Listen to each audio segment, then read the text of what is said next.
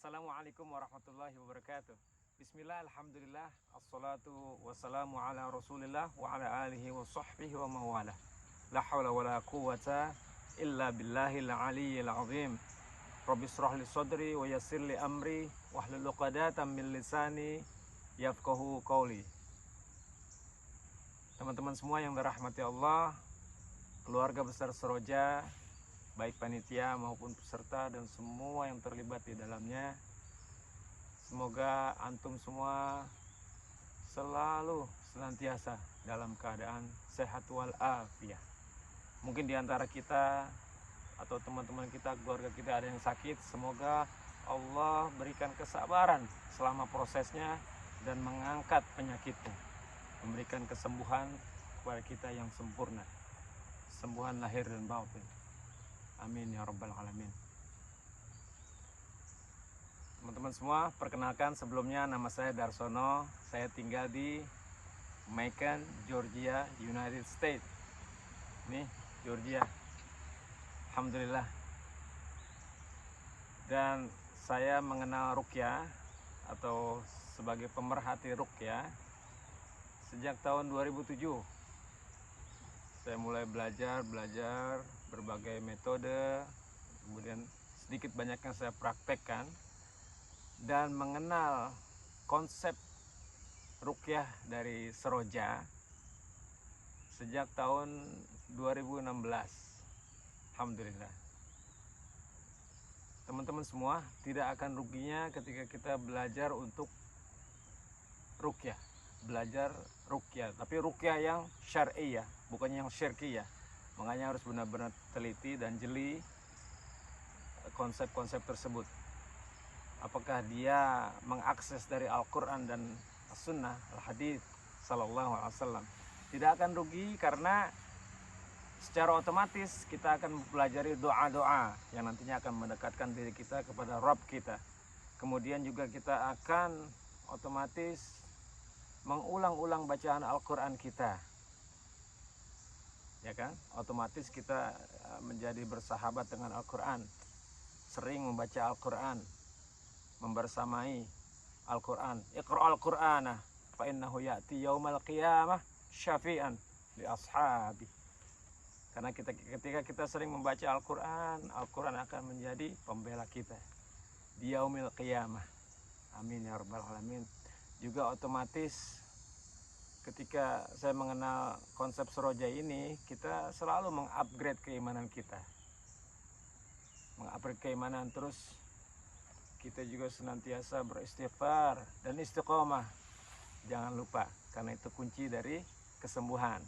Dan kesembuhan juga bukan berarti hilangnya rasa sakit, namun hijrahnya hati kita kepada jalan Allah, kepada syariat Islam, hijrahnya hati kita kepada menjalankan perintah-perintah Allah Subhanahu wa taala dan menjauhi setiap larangannya. Teman-teman semua, dalam testimoni kali ini saya merekam video ini, tapi biasanya pertemuan yang sebelumnya itu langsung. Jadi ketika di sana itu pagi, di sini malam. Nah, malam ini kebetulan saya ada jadwal kerja. Subhanallah. Alhamdulillah, di pagi yang ceria ini teman-teman mungkin bisa sedikit menyaksikan ini di belakang truk juga saya ingin videokan sekitar sini ya. Bismillah. Assalamualaikum. Ini rumah di jalanan. Keliling sebentar ya.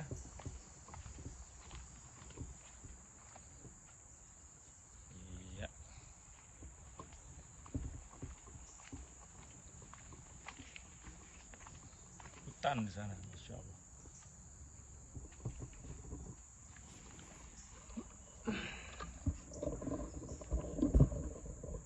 Alhamdulillah, itulah sekilas sekeliling rumah saya. Alhamdulillah.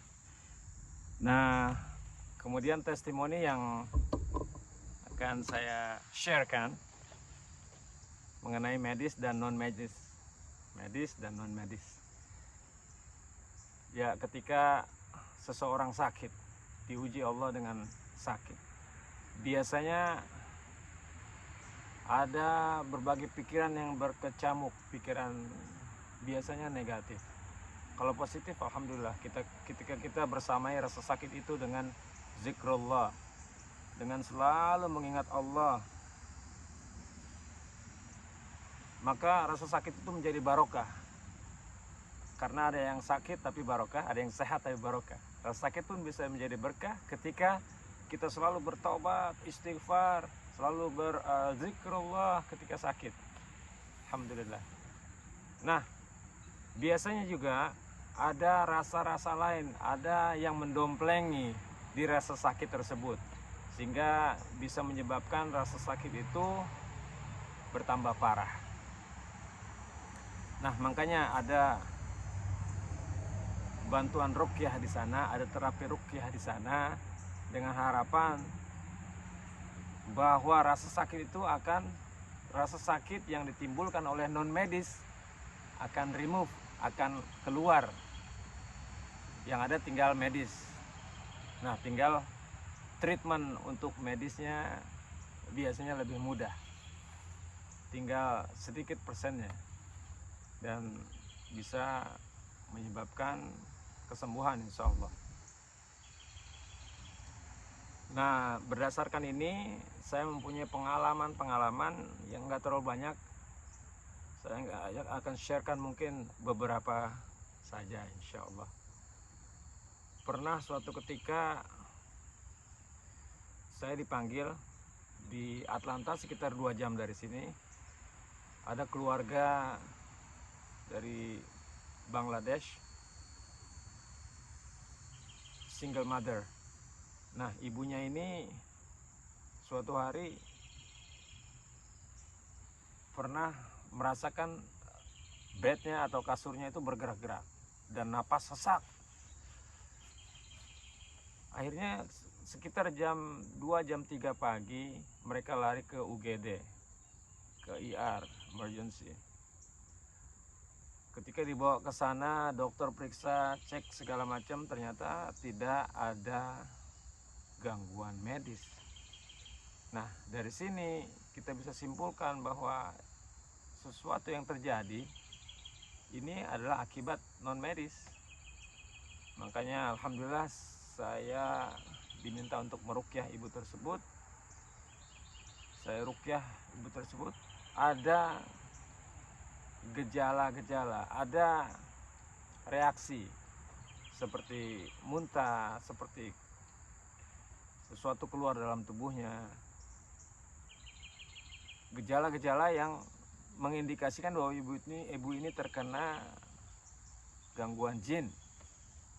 Ya, akhirnya alhamdulillah terapi, dan terapi itu tidak boleh putus. Itulah istiqomahnya. Istiqomah kita setelah ruqyah. Setelah ruqyah, dalam konsep Suroja ini kita selalu mengupgrade keimanan, selalu mengisi dengan amal-amal soleh dan istiqomah. Nah, sementara jalan istiqomah itu kadang-kadang terjal berliku, penuh onak berduri. Makanya tetap selalu bersama dengan teman-teman komunitas yang baik, komunitas yang selalu mengingatkan, ya, dan kriteria-kriteria lain untuk menggapai istiqomah, seperti membaca Quran, seperti mencari ilmu, dan lain sebagainya. Ya, teman-teman semua, akhirnya ketahuanlah bahwa ibu itu kena gangguan non medis, dan saya secara berkala ruqyah beliau, bahkan lewat WhatsApp juga bisa, dengan jarak yang berbeda. Alhamdulillah, semoga ibu itu mendapatkan kesembuhan yang sempurna. Amin ya rabbal alamin. Dan juga contoh kasus yang kedua, saya nggak tahu kenapa di Instagram padahal saya tidak pernah memosting bahwa saya ini ruqyah dan lain sebagainya, tidak pernah. Kemudian beliau DM, beliau bilang bahwa dia itu sakit anxiety, nggak bisa tidur selama 20 tahun, ahli berbahasa different language, 7 bahasa, tapi jodohnya kok jauh, seolah-olah tidak ada jodoh, kemudian kerjaan pun susah didapat. Ya akhirnya beliau beranggapan bahwa ada yang menyantet beliau, subhanallah, padahal di Eropa Timur ya. Tapi ternyata dimanapun seluruh dunia ada magic, itu ada. Subhanallah, jin itu di mana-mana.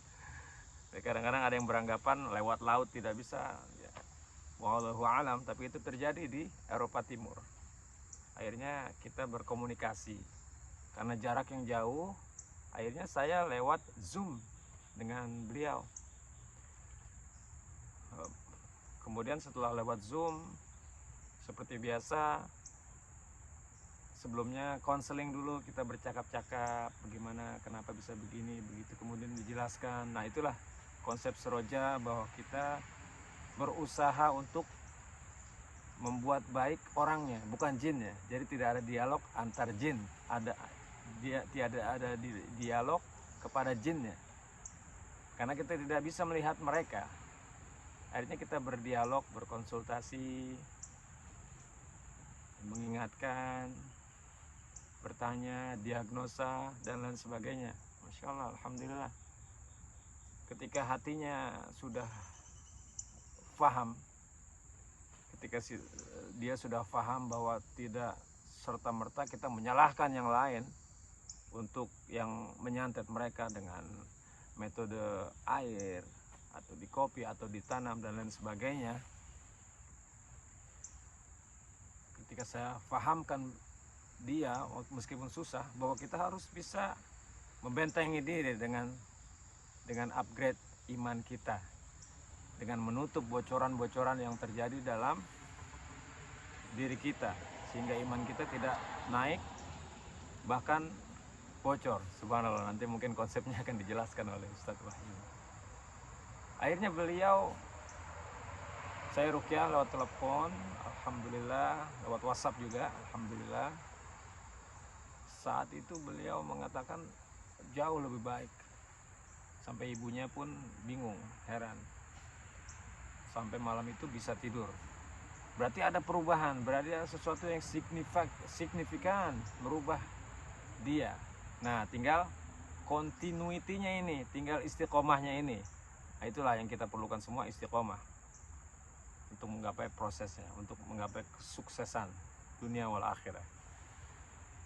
Juga mungkin yang terakhir ini, saya sering juga telepon sama Ustadz Wahyu, kadang-kadang berkolaborasi untuk meruqyah pasien, misalnya yang di Amerika atau yang di Indonesia.